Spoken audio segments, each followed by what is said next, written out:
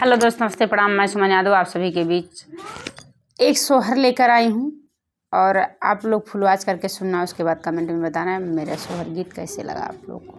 चलिए मैं सुनाती हूँ अपनी आवाज़ में। ससुर के नीचे हवेलिया बायरिया नाला गई, बायरिया नाला गई हो। राजा एक बेरी बेनिया डोलावता गरामी बड़ा लागई, गरामी बड़ा लागई हो।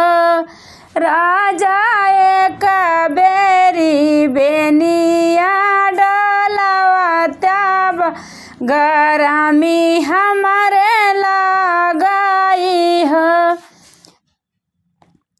अरे या गाने में सवई हमारी मैया बहिनी दरवा जवा, बहिनी दरवा जवाना हो। धाना चुरुर चुरुर बेनिया करई सारामा हमारे लागई, सारामा हमारे लागई हो। धनिया चुरुर चुरुर बेनिया डोलई सारामा हमारे लागई, सारामा हमारे लागई हो।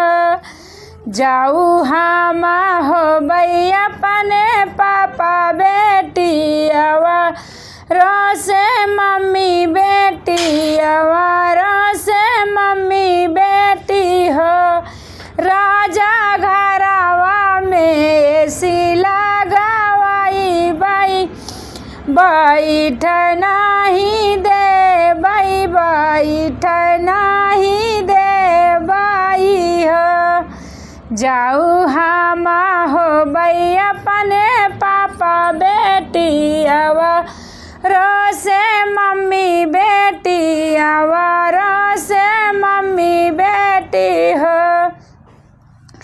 राजा घरवा में एसी लगवाई बैठ नहीं दे बाई, बैठ नहीं दे बाई हो।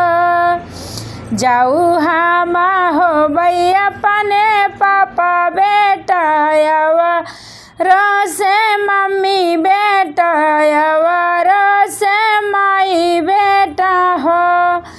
धाना घरवा में गोड़ नहीं धरबै त कैसे निकरबू तू, कैसे निकलबी हो। धनिया घरवा में गोड़ नहीं डरबै त कैसे निकरबी, त कैसे निकलबी हो। ऊंचे ऊंचे महल बनवाई बैनौ करवा लगाऊ, बैनौ करवा लगाऊ बाई हो। राजा तोहार जे करिहै खातिर दरिया पुने चलाई बा, पुने चलाई बाना हो। राजा तोहार जे करिहै खातिर दरिया पुने चलाई बाया, पुने चलाई बाना हो। ससुर के नीचे हवेलिया बायरिया ना लागई, बायरिया ना लागई हो।